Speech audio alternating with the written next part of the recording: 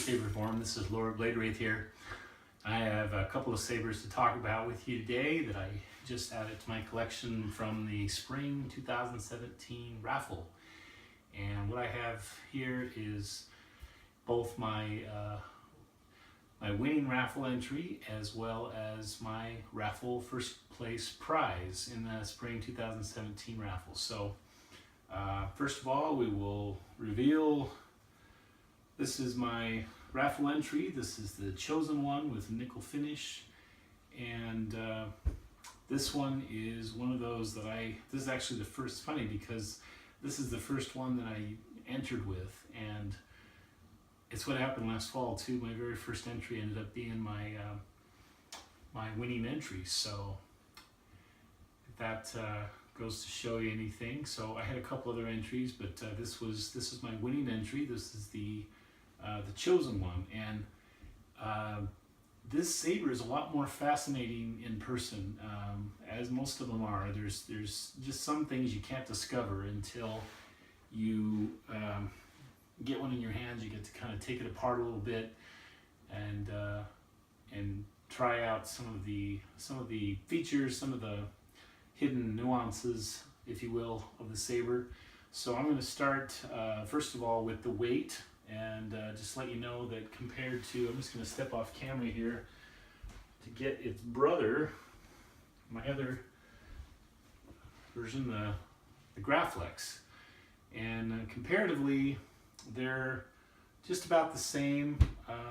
I would actually say that this one's a little more heavy because, well, I don't know, they're about the same actually. I was thinking this one was heavier, but here we go with the Graflex and the chosen one, and you can see they're just about the same height, same length. This one with the much more pronounced emitter attachment on the end, but they're both. I have both of these in the nickel finish, and gosh, I wouldn't have it any other way. The nickel finish does such an amazing, or adds such an amazing depth to these sabers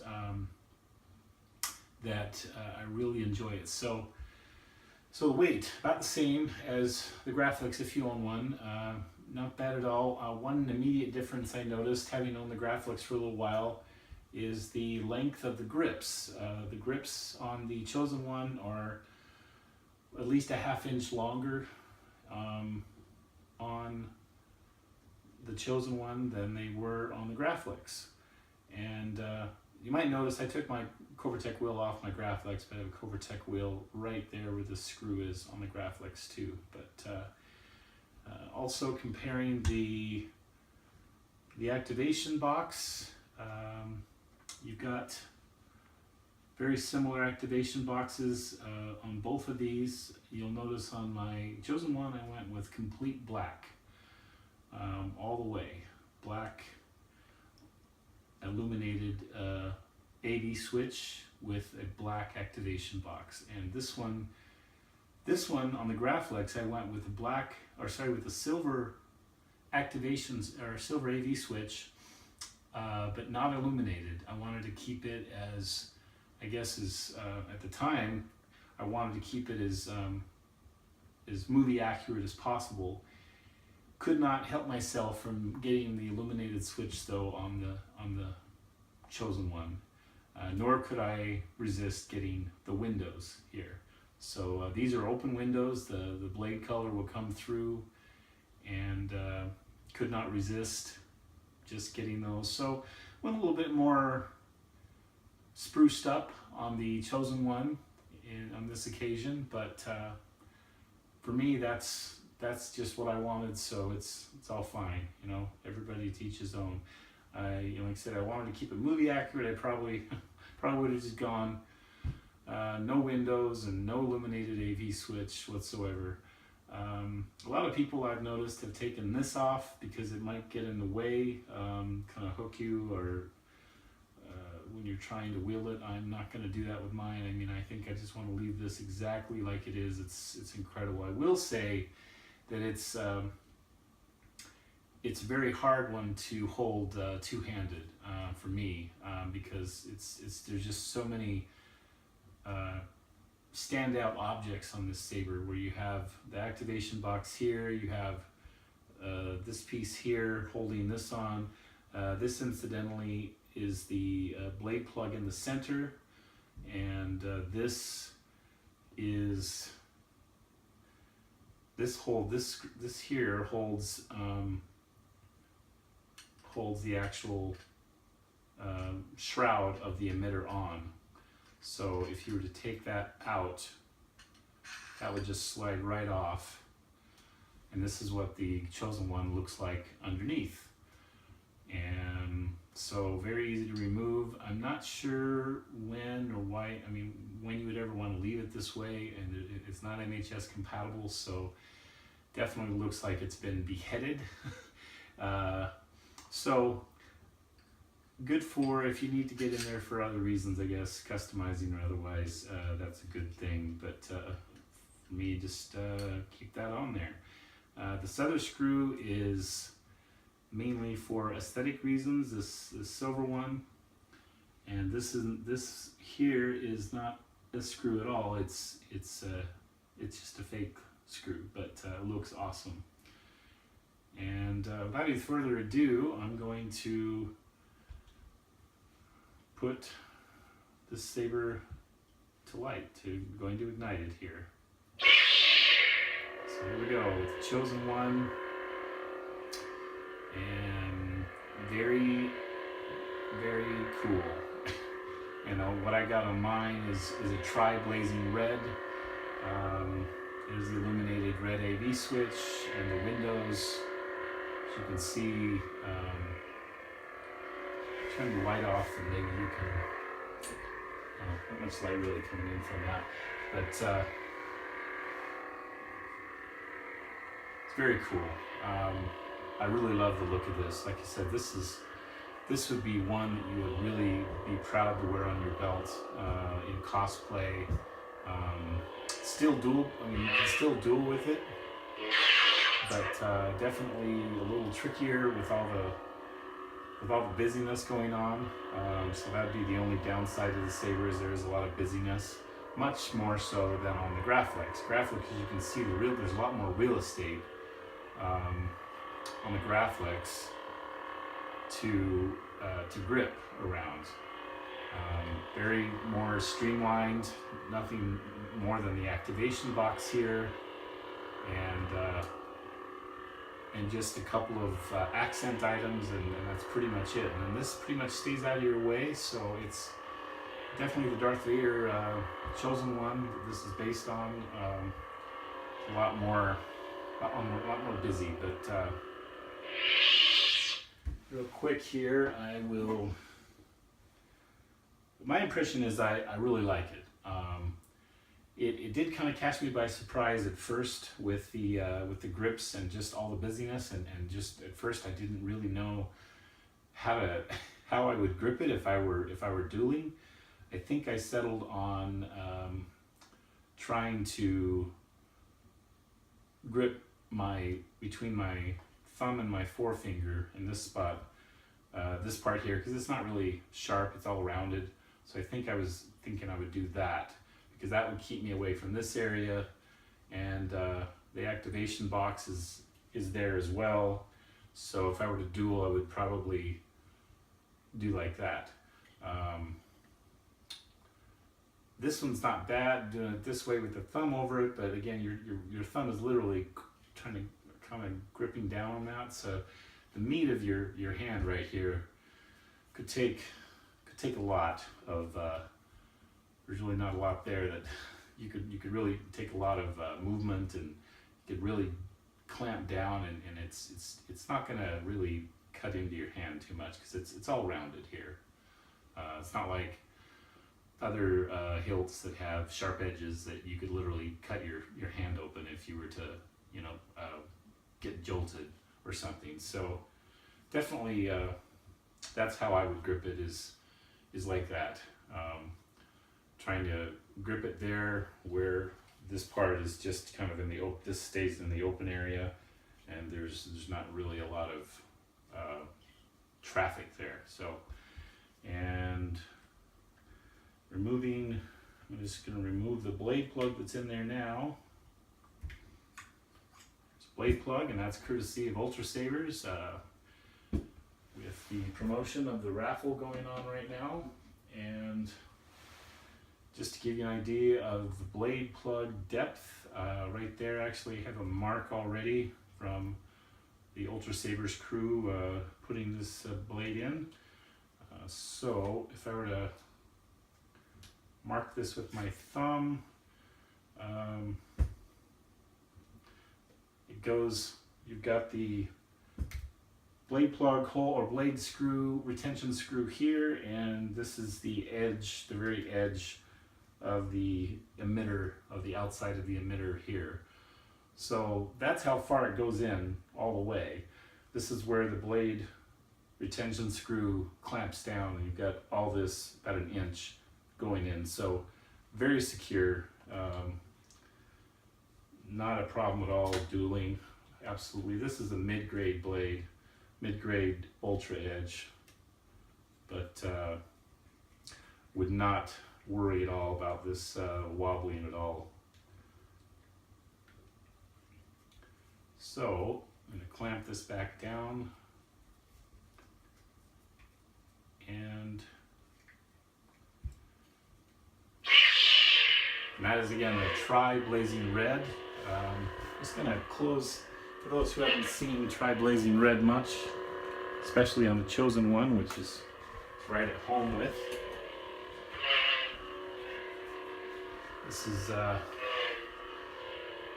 Tri-Blazing Red. One of the greatest thing about the tri-colors is the uniformity of the blade color. You don't get flash on clash, so there is that drawback, and I've seen many order these and order this saber in diamond and emerald.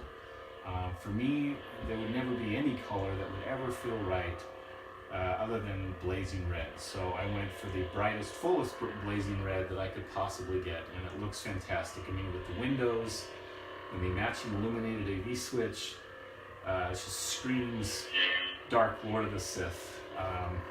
And this massive shroud that, I wouldn't say massive, but this kind of intimidating shroud that goes on the end here. I mean, this is just an incredibly cool looking saber. So I'm very happy with it. Like I say, you really can't change anything on this saber because it is, after all, patterned after the movies. It's not the most ideal saber by any means. Ultrasabers makes an incredible line of sabers that are very ideal for dueling, with not a lot of extra bling on the handle to give way to your hand's grip.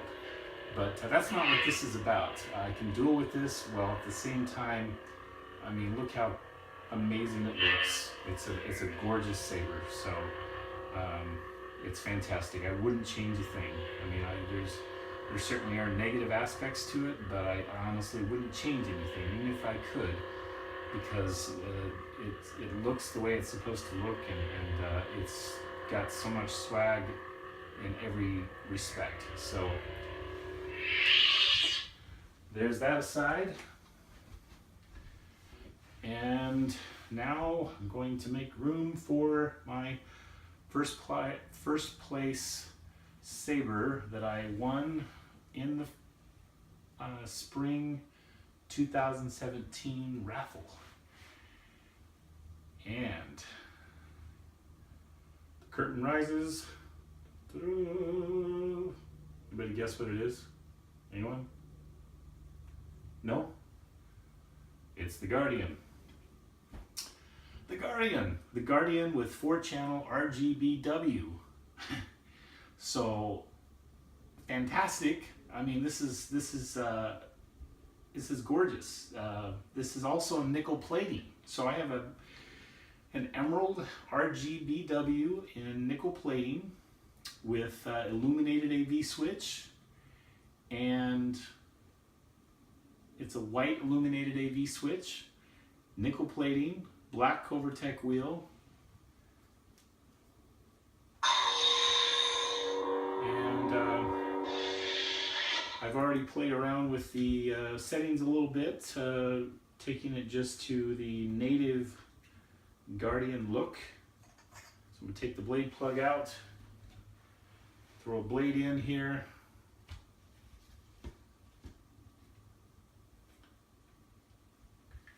I'll just clamp this down real quick.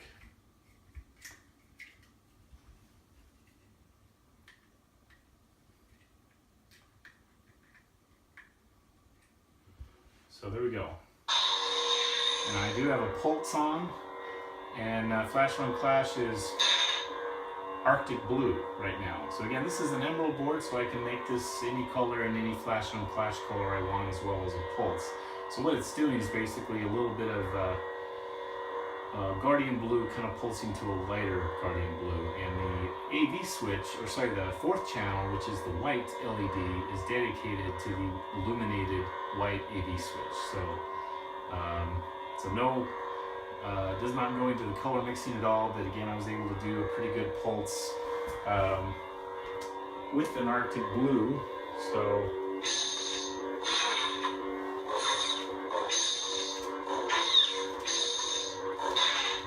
yeah, so that's that, my friends and Ultrasabers. Thank you very much. This is my first place prize in the spring raffle, and I'll just come right out and mention, in case anyone didn't already know, I do have an emerald, or sorry, I do have a Guardian now.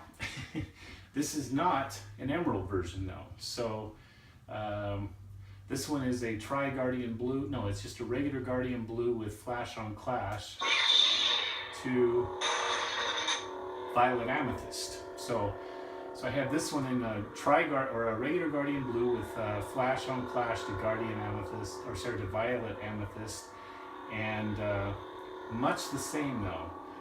The only difference is I've got this one in a red illuminated AV switch, black AV switch with a silver bezel. This one is a all silver bezel, all silver AV switch. White. So the two are very similar, and I was thinking at some point I might make a staff with these two, but you know, I've mentioned many times before that the Guardian is probably my second favorite saber in my whole collection. I first took the reigning spot with the release of the Emperor's Hand. That became my most favorite of my collection, and any saber in the Ultrasabers collection, my favorite is the Emperor's Hand. So second place is now, for me, the Guardian. So there could not be a more perfect selection from Ultrasabers to give me another of my favorite sabers. Again, I've never done a saber staff with two Guardians, but I have a feeling, being that these are two nickel-plated sabers, it's going to look amazing with the black coupler. I have a quick release coupler. Matter of fact, I'll just experiment with that right now, because I don't even think I've ever seen one done before. I could be wrong, but I haven't seen one on saber form. So let me just get that real quick.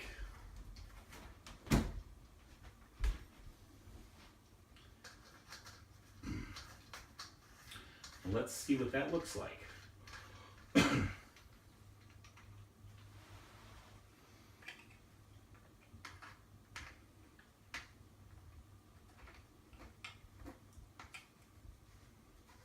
All right.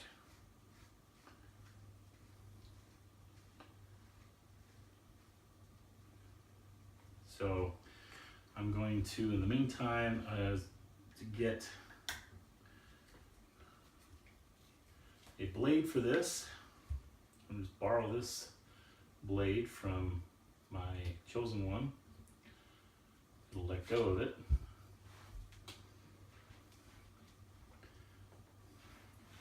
And to quickly, sorry, I really didn't plan on doing this, but I feel like it could be cool to show you guys on camera what a Guardian saber staff looks like. So let's just take a look together and we'll see what it looks like. Okay, I'm going to turn off the lights for better effect. So here we go. This is the Guardian saber, or saber staff. Activation. And we got the two LEDs light up, or AV switches lit up here. Both, this one does not do pulse, this one does. But gotta be careful not to whack my computer right off the desk. Like that. I am just out of space in here, but anyway. It's very, I mean, the grips on the Guardian are really good. That's one of the reasons I love it. It's so comfortable. So for a staff, this actually makes a really good staff, because you got this whole section here for each hand to grip. So that is a pretty cool combination. And so with that, I'm going to wrap up this review video and say anyone who doesn't have a Guardian really should have one. One of the most iconic, comfortable hilts in the collection, and in their inventory, and just fantastic saber. And to be honest, I never dreamed of actually making a Guardian saber staff with mine. So wipe my fingerprints off. I can't stand fingerprints on my nickel plating. So yeah, I never dreamed I'd actually ever have two to make a saber staff. So thanks again, Ultrasabers. You guys are always just amazing. Your team is amazing. Your crew, so dedicated. We love you as much as you love us. You make us feel like each one of us like the most important person when we talk to you. So thanks again for all you do, and I hope to see the rest of you in the forum here. I'll be posting pictures of my stuff, some close-ups, and we'll talk to you later. That's it. Thanks.